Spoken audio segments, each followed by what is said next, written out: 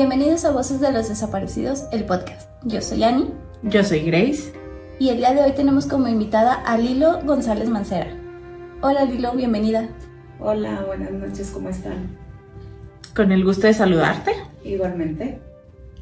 Lili, pues primero que nada nos gustaría que te presentaras y que nos platicaras un poquito sobre pues quién es Manuel Adrián González Mancera. Yo soy Liliana Elizabeth González Mancera, tengo 40 años, soy de aquí de Saltillo, Coahuila y pertenezco al colectivo Buscando Desaparecidos México. Y entonces ahora sí, platícanos, ¿quién es Manuel Adrián González Mancera?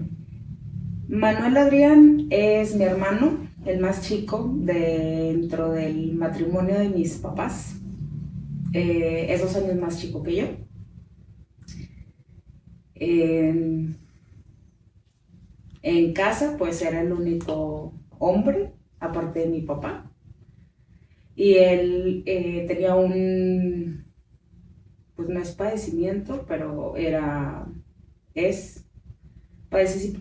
padece hipoacusia. ¿Nos puedes explicar qué es la hipoacusia? Sí, es lo que comúnmente se conoce como una persona sordomuda. Lili, antes de tocar el tema de la hipoacusia, me gustaría que nos contaras cómo y dónde fue su desaparición y cuándo.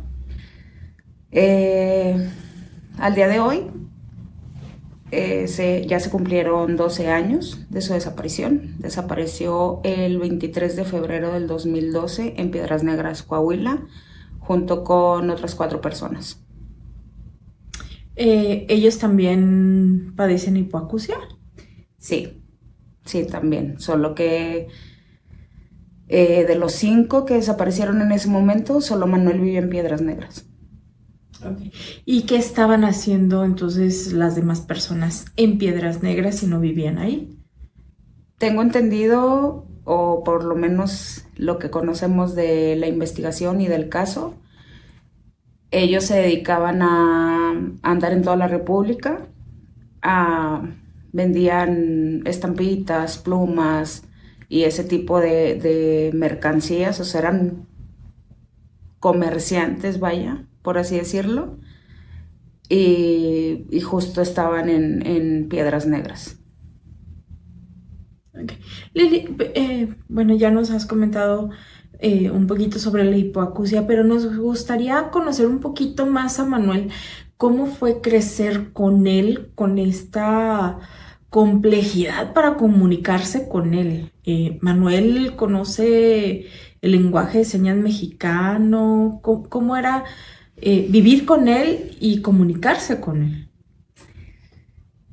él? Pues mira, yo creo que a mí no me parecía complicado porque pues toda la vida crecí con él. Pero Manuel sabía muy pocas señas, la verdad es que no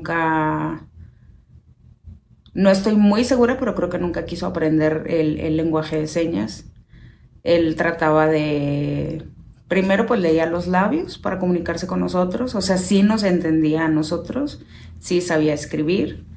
Y pues creo que en casa nosotros desarrollamos cierta manera de comunicarnos con él. Entonces, o sea, yo no tenía ninguna dificultad en comunicarme con él, porque aparte mi hermana mayor también tiene hipoacusia, entonces creo que el haber ya estado antes con mi hermana y después con Manuel, pues nos hizo como que un poquito más fácil ese tema. ¿Nos podrías contar un poquito de cómo era la dinámica familiar? O sea, vaya, si tu hermana, que es la mayor, tiene hipoacusia, ¿cómo fue que se empezó a desarrollar esa convivencia, ese, no sé, ¿cómo decirlo? Lenguaje complicidad, peculiar. el lenguaje entre ustedes? ¿Qué fue lo que hizo que con Manuel a lo mejor fuera un poquito más sencillo por ya tener cierta experiencia con tu hermana y fue nada más transmitirlo a él, ¿no? Sí, Bueno, es un decir que yo estaba acostumbrada por mi hermana mayor, porque en realidad, pues ella es mayor que yo 7 años.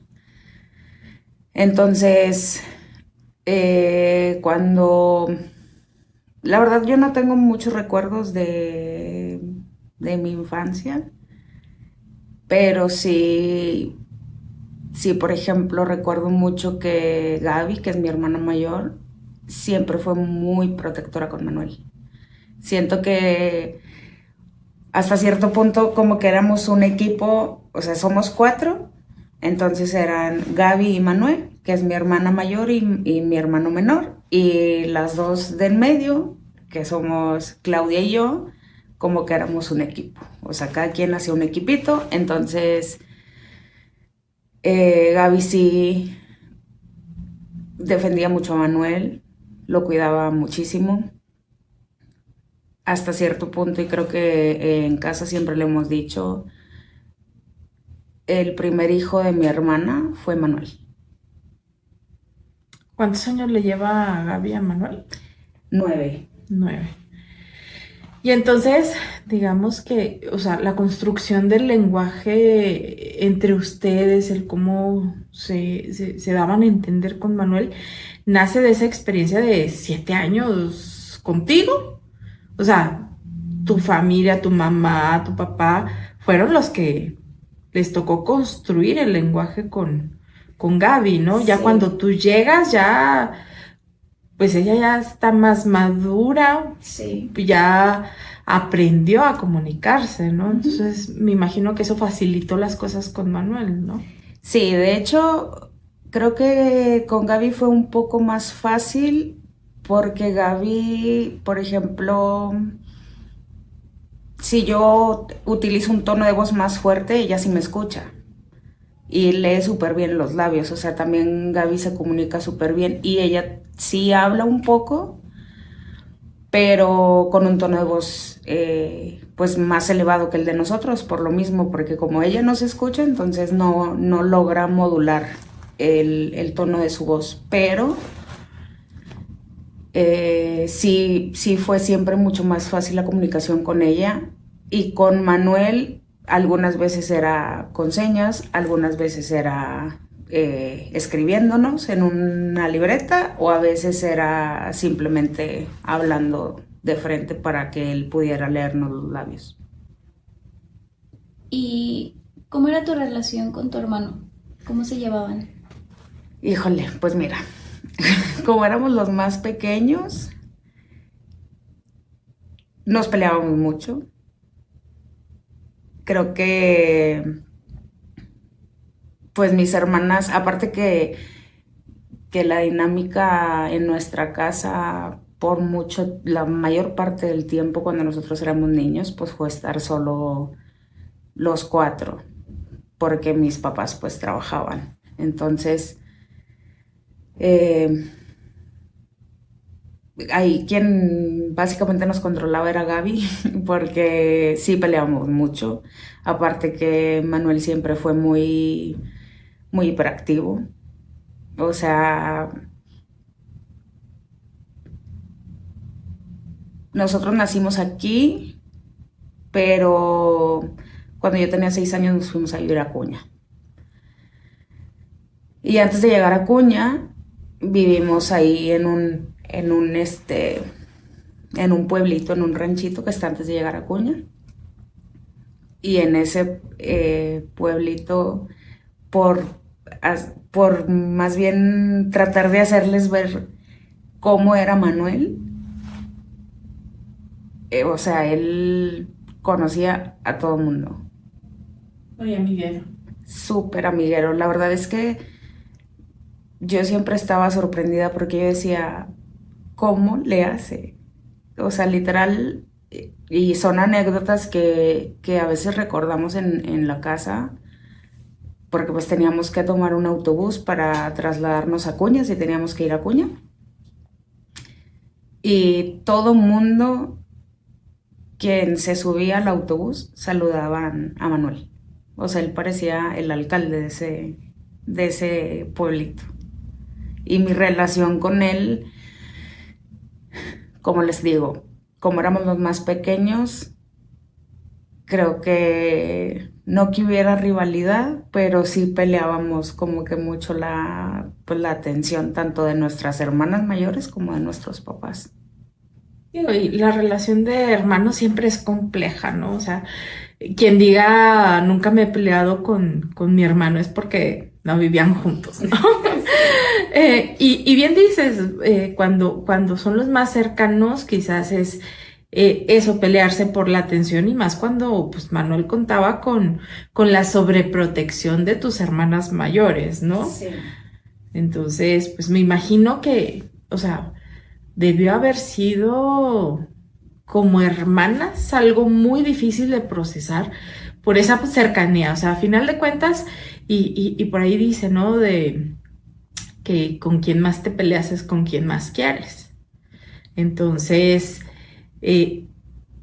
¿nos podrías platicar un poquito a partir de que se da la desaparición de Manuel, cómo empieza ese cambio en la dinámica familiar, pero sobre todo, si nos puedes explicar qué se siente? Es algo que es difícil de entender cuando no estás en la situación, Sí. ¿no? Puedes decir, ay, bueno, ya por lo menos no me peleo. No, güey, lo que más extrañas justamente Es pelear. es pelear, ¿no? Sí.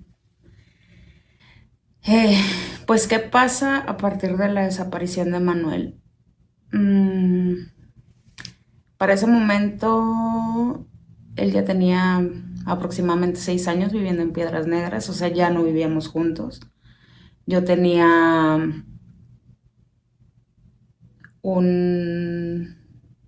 no, ni siquiera un año, o sea, tenía 2 meses de haber regresado a vivir a Acuña, porque yo había estado viviendo, o sea, todo el tiempo que estudié mi carrera, viví aquí en Saltillo. Y yo me regreso en diciembre del 2011 a vivir a Acuña y en febrero Manuel desaparece. Entonces, ¿cómo cambia la dinámica? Pues, o sea, la verdad es que, o sea, tengo muy, muy claro ese día. Principalmente porque ese día que él desaparece es el cumpleaños de uno de mis sobrinos.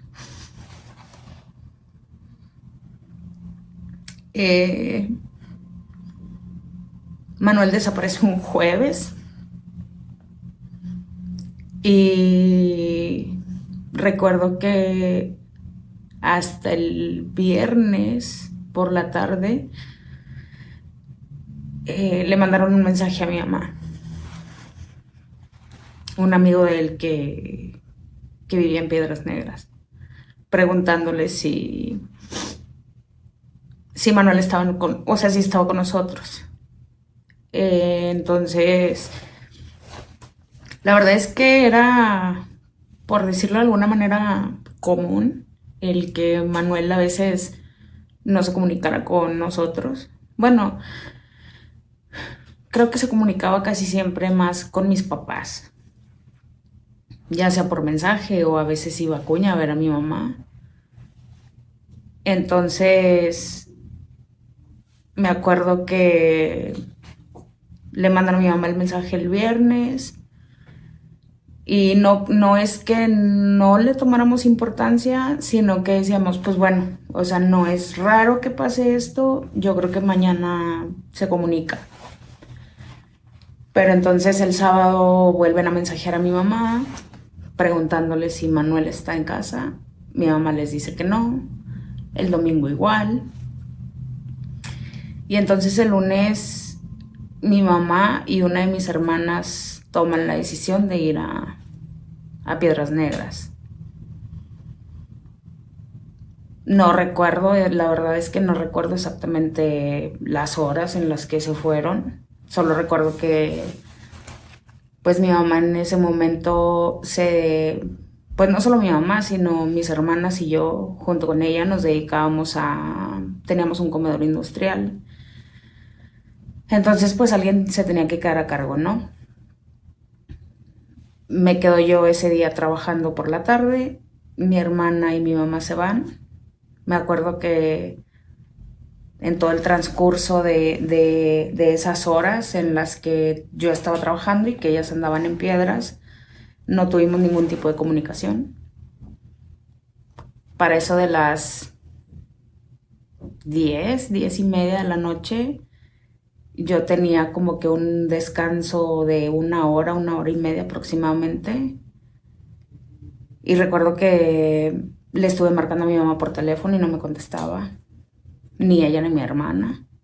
Pero yo sabía que ya venían de regreso para Acuña. Entonces, me fui a la casa y como les digo, o sea, recuerdo perfectamente esa escena. Estaba mi mamá sola, mi hermana ya se había ido a su casa y mi mamá estaba sentada en la sala llorando.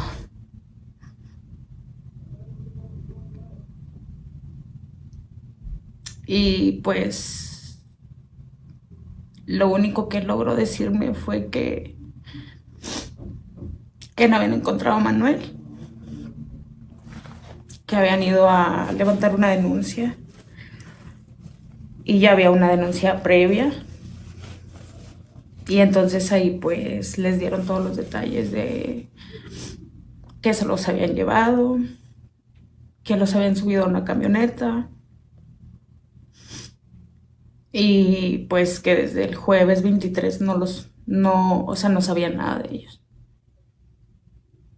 Entonces, básicamente, más que preguntar si estaba con ustedes, Manuel, les estaban avisando, ¿no? Sin decirles, ven y busca, ven y porque se lo llevaron. Es una forma, pues, hasta cierto punto común, ¿no? De la gente que tiene miedo de vi algo y entonces no te lo digo directamente, pero te pongo en la alerta, ¿no? Sí. Y ahí fue donde me imagino se dieron cuenta que desaparecieron con otras personas. Sí. O sea, mi mamá cuando fue a Piedras, ella se fue directo justamente a buscar al amigo de Manuel que nos había estado mensajeando. Y ya fue él quien le explicó que Manuel estaba con otras 4 personas, y que pues se los habían llevado a los 5 en un mismo momento. Y que no sabían pues absolutamente nada de su paradero. Y a raíz de esto, ¿cómo fue que se contactaron con las otras 4 familias? ¿Y cómo fue que comenzaron esa búsqueda, pues en conjunto, ¿no? Creo que, mira, o sea, de esos momentos la verdad es que no tengo muchos recuerdos ni fechas exactas o cuánto tiempo había pasado. O sea, me acuerdo que, por ejemplo,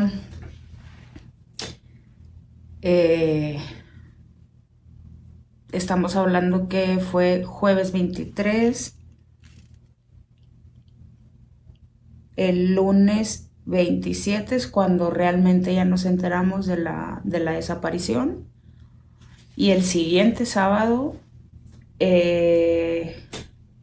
nos fuimos mis cuñados, un primo, mi mamá,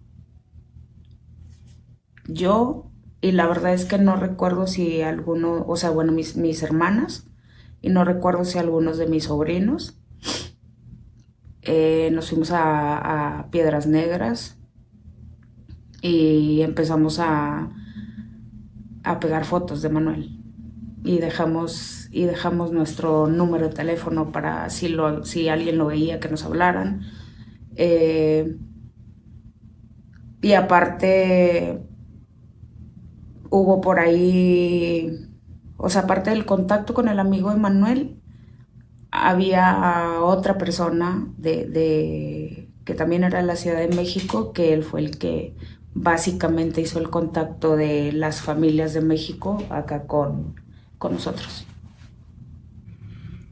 Me imagino que al pegar las fotografías de Manuel, digo, algo muy común en esas épocas, hoy en día ya es más difícil que suceda, pero casi todos poníamos nuestros teléfonos personales, ¿no?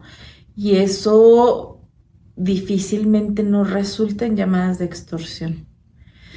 Tuvieron llamadas y sobre todo nos gustaría que nos compartieras eh, qué emociones causa ese tipo de llamadas, ¿no?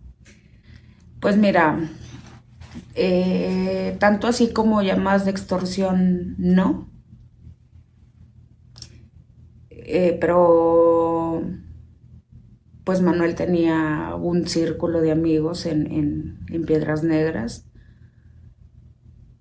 Y una de esas personas que pertenecen a ese grupo de amigos era quien le escribía constantemente tanto a mi mamá como a mi hermana, diciéndoles que habían visto a Manuel, que primero, o sea, me acuerdo, o sea, fueron varios mensajes, no los tengo todos así guardados o que los recuerde tal cual los enviaron, pero todos los días le escribía, o sea, esta persona, si no era mi mamá, era mi hermana, diciéndole como que es que extraño a Manuel, es que quisiera saber cómo está Manuel, o qué ha sabido, o estoy muy triste porque no sé nada de Manuel, o estoy triste porque se lo llevaron. Y sumado a eso, era también el que nos mandara mensajes diciéndonos como que es que me dijeron que lo vieron en el puente o me dijeron que lo vieron en Soriana vendiendo chicles. Me acuerdo mucho una de esas veces justamente que nos dijo que lo habían visto en una tienda. Su mensaje fue así tal cual de me vi a Manuel en una tienda vendiendo chicles y después se lo llevaron en una camioneta. Claro que mi mamá y yo, o sea, y mis hermanas, digo, pero en ese momento fuimos mi mamá y yo, que al siguiente día a las 5 de la mañana estábamos arriba de un autobús, nos fuimos a Piedras Negras y estuvimos horas o sea, afuera de Soriana esperando que Manuel apareciera, pero nunca apareció. Decías un poquito antes que ustedes tenían un comedor industrial. Sí. El ir a Piedras Negras así de me voy hoy en la noche para estar mañana ahí, implica pues empezar a descuidar el negocio, empezar a descuidar el trabajo.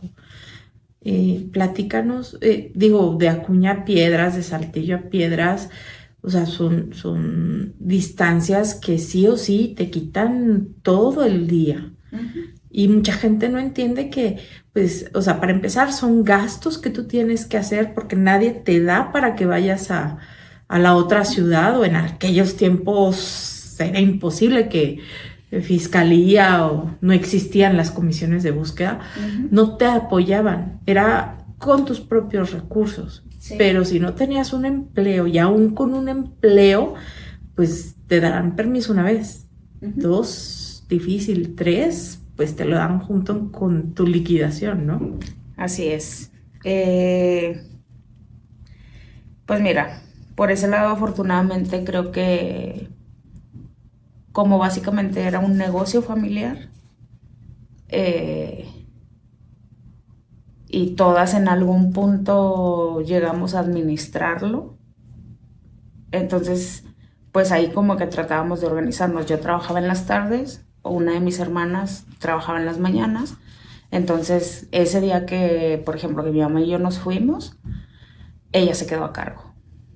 Y regresamos nosotros antes de que empezara mi turno. Pero, por ejemplo, o sea, sí era dejar nuestras labores ciertos momentos en ciertos días. Pero, por ejemplo, también algo ahí que pasó es que mi mamá no quería que nadie supiera. O sea, yo creo que pasó más o menos un año o un poquito más para que mi mamá pudiera hablarlo abiertamente con su familia. ¿Y por qué? Y, por ejemplo, emocionalmente para ustedes, o sea, tú, para ti, para tus hermanas, ¿cómo era el hecho de que, aparte de que tenían que estar buscando a su hermano, sentir a lo mejor angustia, desesperación, tristeza, tenían que ocultarlo, tenían que hacer como que no estaba pasando nada con las personas para... Híjole, pues mira, para mí en lo personal, eh, yo sí lo hablé con mis amigos más cercanos. O sea, me acuerdo que les mandé fotos de Manuel, les mandé fotos de él y sí o sea, les dije como que, oigan, ¿saben qué? Estoy pasando por esto. Eh, Mi hermano está desaparecido. Si lo llegan a ver, pues mándenme un mensaje. O sea, no puedo hacerlo público todavía porque es un tema que pues no sabíamos en ese momento ni siquiera si podía pasar algo más. O si, por ejemplo, si existía la posibilidad de que Manuel apareciera. O de que, digo, porque en ese momento, o sea, ahorita que ya pasaron 12 años, pues ya es diferente, ¿no? Yo ya sé muchas cosas y conozco otros conceptos. Pero, por ejemplo, en ese momento, pues, lo de Manuel era o un secuestro o un levantón. Y sabíamos que de cualquiera de las dos maneras corría peligro. Entonces, al principio sí fue muy... O sea, cuando yo lo comenté con mis amigos y les dije, oigan, nada más, porfa, pues no lo hagan público. Creo que también lo comenté con algunos de mis primos con los que de cierta manera tenía una conexión más cercana. Pero creo que también por ese lado no es que fuera fácil, pero pues tanto de la familia de mi papá como de la familia de mi mamá, pues nosotros éramos los únicos que vivíamos en Acuña. Entonces, o sea, en Acuña sí hay primos de mi papá, pero pues no éramos como que, o sea, nunca fuimos muy cercanos. Entonces, sí era complicado tener que ocultarlo, porque yo, por ejemplo, en ese momento yo lo que quería era que alguien me dijera, que alguien, o sea, mi esperanza era que alguien me hablara y me dijera, acabo de ver a tu hermano, ven por él, o lo tengo aquí conmigo. Pero creo que también a la única que le comentamos fue a una hermana de mi mamá, y lo hicimos a escondidas de ella porque ella se rehusaba completamente. Se rehusaba completamente a que los demás se enteraran. Entonces, el hecho de que no lo hablara ella con nadie nos hizo a mis hermanas y a mí tomar la decisión de decírselo a su hermana sin pedirle permiso, para que por lo menos pues fueran a hablar con ella o que ella les platicara, pero pues tampoco pasó. Yo conozco a tu mamá, o sea, la conozco en persona, sé que es una mujer de un carácter fuerte.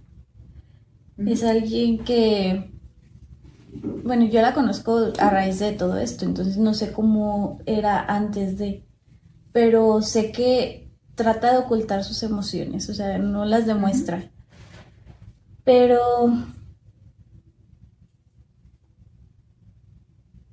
pues, ¿cómo fue para ustedes, no? O sea, el hecho de empezar a seguir sus proyectos de vida, darse cuenta que pues sí van a tener que seguir buscándolo, pero pues que al final del día pues tenían que seguir trabajando, tenían que seguir conviviendo con la familia, tenían que seguir haciendo cosas y a la par seguir buscándolo. ¿Cómo fue el tomar la decisión de pues sí, sí, sigo buscándolo, pero pues tengo que seguir trabajando, sino de dónde, cómo lo busco? Y emocionalmente también cómo fue, o sea, porque es muy difícil vivir día a día así con la desaparición de tu hermano sin saber de él y afrontar la vida de un trabajo como si nada pasara. Pues mira, creo que lo comenté justo en uno de nuestros episodios, en el que decía que un mes después él cumplía años. Entonces, creo que el hecho de no saber exactamente qué había pasado o por qué se lo habían llevado, el no entender al 100% que, o sea, el momento que estábamos viviendo nos hacía, o al menos a mí sí me hacía mucho pensar como que, ay, no, pues yo creo que para su cumpleaños ya regresa. Yo creo que ya va a estar aquí y yo creo que lo vamos a poder festejar y lo vamos a poder ver otra vez. Eh, pero sí, o sea, teníamos que levantarnos todos los días a trabajar. Teníamos que, pues, estar entre dividirnos, o sea, entre una cosa y otra. Luego, por ejemplo, mi papá, pues, vivía aquí en Saltillo y él también era, pues, conocía, ¿no? Gente. Él era comunicador. Y entonces,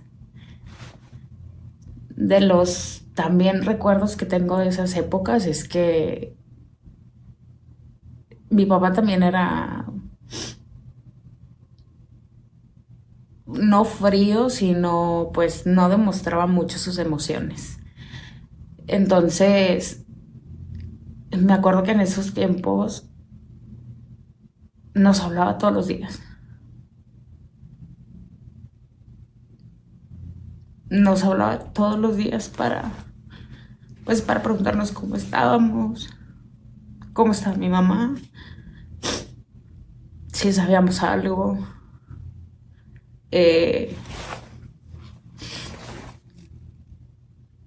y recuerdo que en una de esas llamadas, él me decía, Lili, lo único que quiero es que me regresen a tu hermano, como sea. Sé que probablemente ya no está aquí, pero quiero que me lo regresen. Y entonces, pues él también tuvo que, pues, seguir con su vida y aparte con el hecho de, justamente por el medio en el que él se desenvolvía y que conocía, pues, a gente, por decirlo de alguna manera, importante. O sea, aparte de vivir el, el dolor de que su hijo estuviera desaparecido. Tuvo que escuchar muchas veces que le dijeran sus propios compañeros de profesión, que le dijeran, ya no lo busques, Manuel, o sea, no va a aparecer, tú ya sabes lo que le pasó. Lili, y insisto, es muy difícil que las personas que no han vivido esto entiendan, ¿no? Cuando sucede una desaparición, desaparece también la familia, muchos amigos. Sí. Y entonces, por un lado, me gustaría que nos compartieras, o sea, esto que dices se me hace muy importante porque no en todas las familias sucede que hay como un fortalecimiento del núcleo más próximo, ¿no? Esto que decías, mi papá no era expresivo, ¿no? Y a partir de la desaparición de Manuel, pues quizás su corazón decía, "Ah, pues no te quedes sin, a lo mejor no te digo te amo, pero hago lo que nunca he hecho y que te va a hacer sentir que te amo y que me interesas, que me importas y que ahí estoy para ti, ¿no?" Sí. Y hay otras muchas familias que en lugar de eso se convierten en reclamos hacia los papás o hacia las hermanas, hacia quien busca, porque ¿por qué te centras en el que no está y nos dejas olvidados a los que seguimos? Sí, creo que en ese aspecto yo lo, yo lo viví mucho tiempo, sobre todo con mi mamá. O sea, la relación con mis papás, la verdad es que sí, yo siempre fui más cercana a mi papá, pero digo igual, pues en ese momento yo estaba viviendo con mi mamá, entonces, justo como lo decía Annie hace rato, sí, es una mujer de un carácter muy fuerte, no le gusta que la vean mal. De hecho, por ejemplo, son pocas las veces que yo la he visto abrirse completamente en cuanto al tema de Manuel, porque no le gusta. O sea, no es que no le guste hablar de Manuel o no es que no le guste acordarse de Manuel, sino que no le gusta expresar el dolor que siente por él y por su ausencia. Entonces, sí cambió mucho y, por ejemplo, a mí me pasaba que justo eso, lo que tú comentabas, o sea, que yo decía, ok, o sea, entiendo que, que estás o que tienes un hijo que no está y que vives con la incertidumbre constantemente de que no esté, pero yo sí estoy y yo necesito también tu atención porque a mí también me duele que no esté, pero al mismo tiempo también me pasó que en algún punto, como les decía, de niños Manuel y yo peleábamos mucho, de grandes creo que mucho más, sobre todo porque éramos muy tercos los dos. Y entonces, pues había discusiones con él a veces. Y, y entonces yo vivía, todavía a veces, vivo con ese sentimiento de culpa.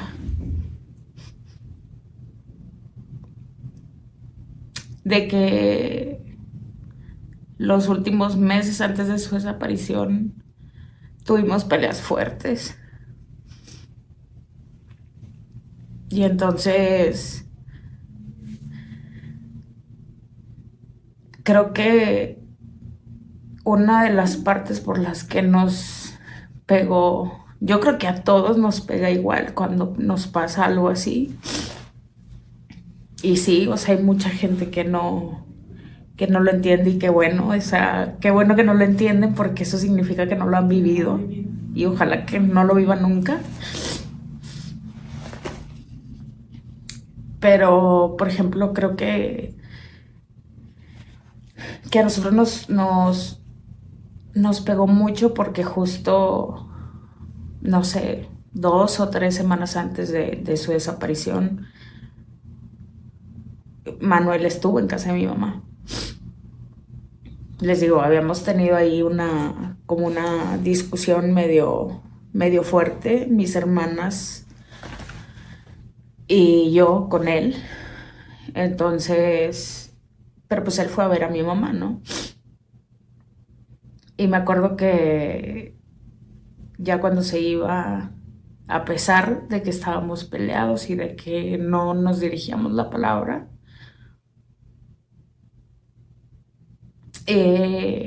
Manuel se acercó a mí, me abrazó a mi hermana mayor también.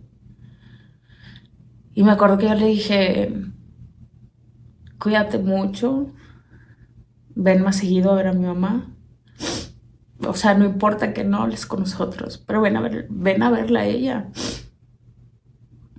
Y esa fue la última vez que lo vimos. Pero te queda un último abrazo, Lili. Y a muchos no tuvieron esa oportunidad, ¿no? Y retomando esto que decías, la culpa. La culpa que vive del si yo hubiera, ¿no? El si yo hubiera sido más paciente, más tolerante, si yo hubiera sido más expresiva, si no fue. Pero este último abrazo de Manuel, pues es la demostración de sabía que a pesar de los problemas se amaban. Y yo estoy segura de que Manuel sabe que es buscado. Y que es buscado porque es amado. Sí. O sea, la relación de hermanos, insisto, parte del pelearte, te peleas porque te importa, te peleas porque dices, cabrón, tienes que comer. Oye, no hagas esto, porque te interesa. Sí. O sea, tú no te peleas con las personas en la calle porque no te interesa qué es de su vida, ¿no? Pero la ausencia hace más grande la culpa. Y es algo que difícilmente se trata entre familiares de personas desaparecidas, porque no es nada más ese sentimiento de lo que debía haber hecho, es que no lo he encontrado. Sí. Y quisiera que nos platicaras desde la perspectiva de cómo se siente, o sea, es normal, pero no es una culpa verdadera, porque no es tu responsabilidad encontrarlo, vamos, ni buscarlo. Para eso hay instituciones, servidores públicos a los que se les paga y que pues nomás están de huevones y de corruptos. Y aún así lo buscas. Sí. ¿Cómo haces para sobrellevar esa culpa de a 12 años Manuel siguen sin volver a casa?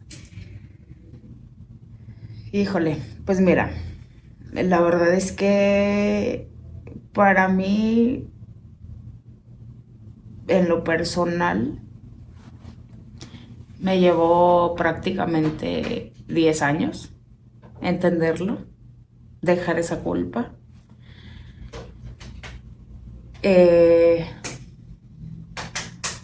Porque sí, o sea, el primer año de su búsqueda solo era mi mamá. Solo ella, o sea, ella se unió a un colectivo, ella venía a las revisiones,